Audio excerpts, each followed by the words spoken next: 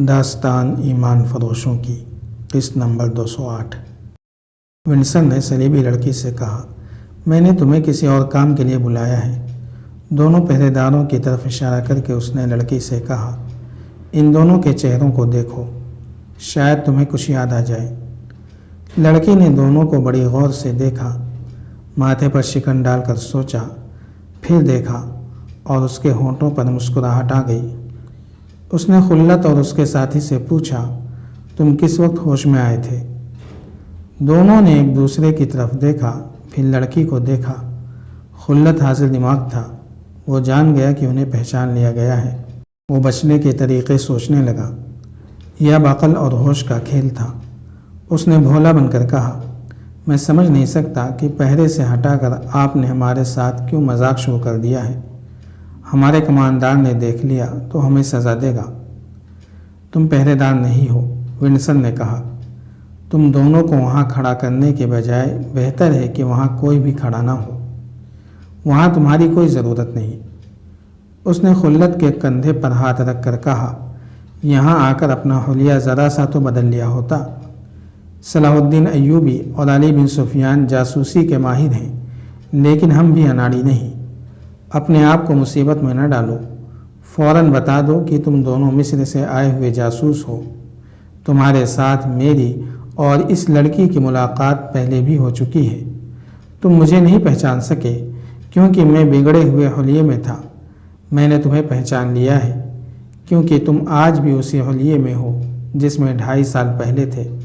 ذرا ذہن پر زور دو، تمہیں یاد آ جائے گا۔ مصر کے شمال میں تم دونوں ایک قافلے کے ساتھ چل پڑے تھے کیونکہ تمہیں شک تھا کہ یہ قافلہ مشکوک ہے۔ تم نے ایک قافلے کے ساتھ سفر کیا تھا، ایک رات بھی قافلے کے ساتھ گزاری تھی، مگر تمہاری بدقسمتی کہ تمہاری جب آنکھ کھلی تو تم صحرا میں اکیلے پڑے تھے۔ قافلہ بہت دور نکل گیا تھا۔ ونسن نے انہیں یاد دلایا۔ خلت اور اس کا یہی ساتھی جاسوسوں کی سراغ رسانی کی ڈیوٹی پر تھے۔ یہ 2.5-3 سال پہلے کا واقعہ ہے۔ سوڈانیوں کو شکست تو دی جا چکی تھی، لیکن وہ صلیبیوں کے مدد سے مصر پر حملے کی تیاریوں میں مصروف تھے۔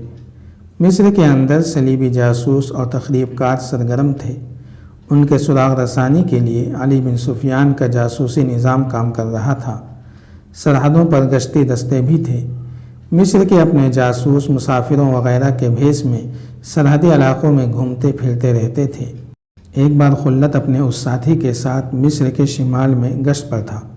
دونوں اونٹوں پر سوار تھے اور دونوں غریب سے صحرائی مسافروں کے بھیس میں تھے۔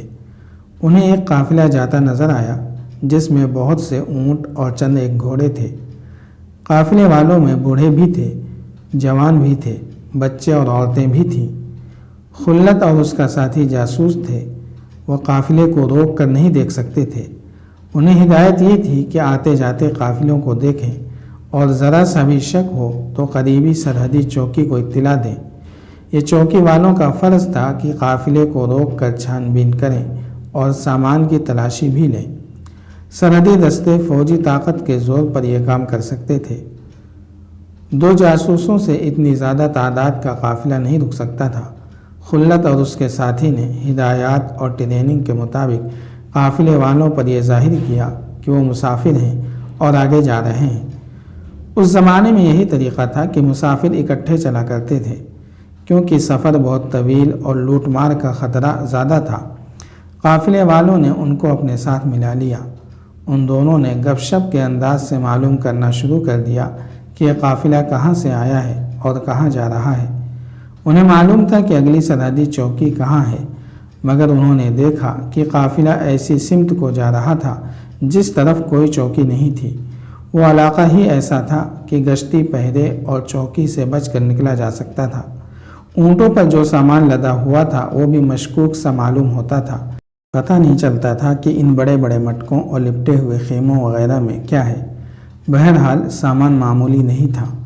خلت اور اس کے ساتھی صحرائی خانہ بدوشوں کے انداز سے معلوم کرنے کی کوشش کر رہے تھے۔ قافلے میں 4 جوان لڑکیاں بھی تھیں۔ ان کے لباس تو خانہ بدوشوں بلکہ بدوؤں کی طرح تھے۔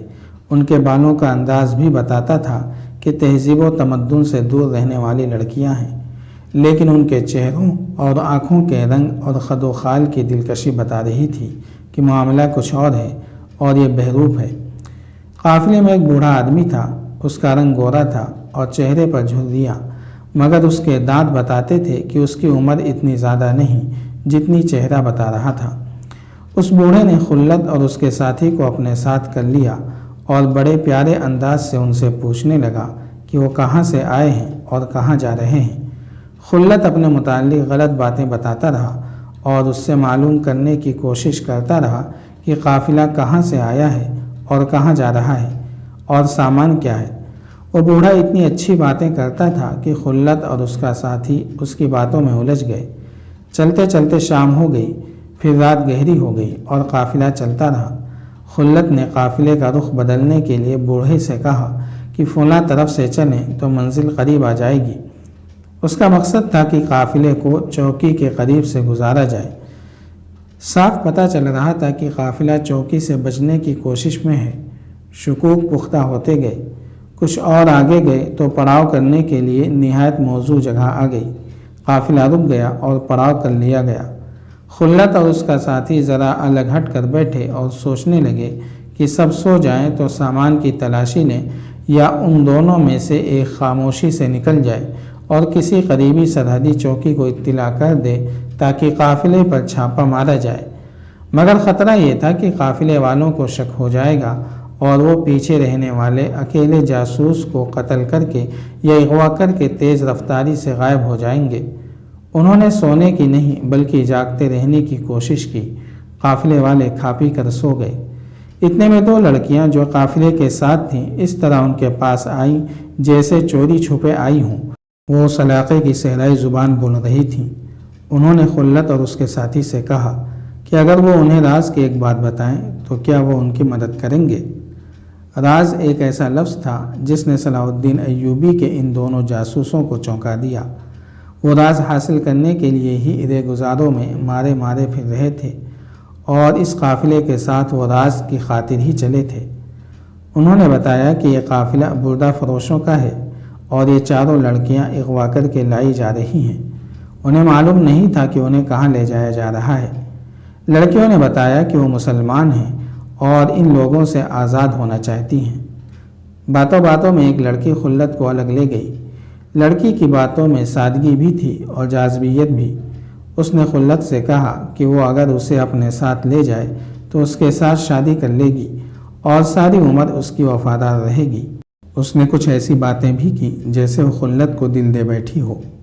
اس نے محبت اور مظلومیت کا اظہار ایسے الفاظ میں اور ایسے انداز سے کیا کہ خلت اس کی اور باقی لڑکیوں کی رہائی کے متعلق سوچنے لگا۔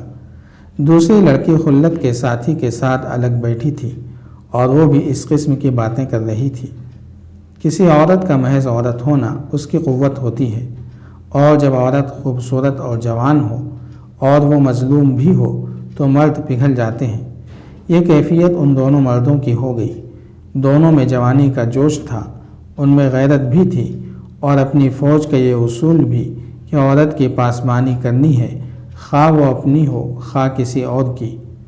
دونوں لڑکیوں نے الگ الگ ان دونوں مصری جاسوسوں کو خوش کرنے کے لیے انہیں کوئی بڑی ہی لذیذ چیز کھانے کو دی۔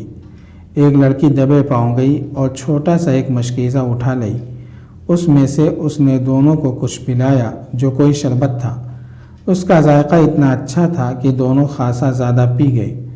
تھوڑی ہی دیر بعد دونوں کی آنکھ لگ گئی اور جب ان کی آنکھ کھلی تو اگلے دن کا سورج افق سے تھوڑا ہی اوپر رہ گیا تھا۔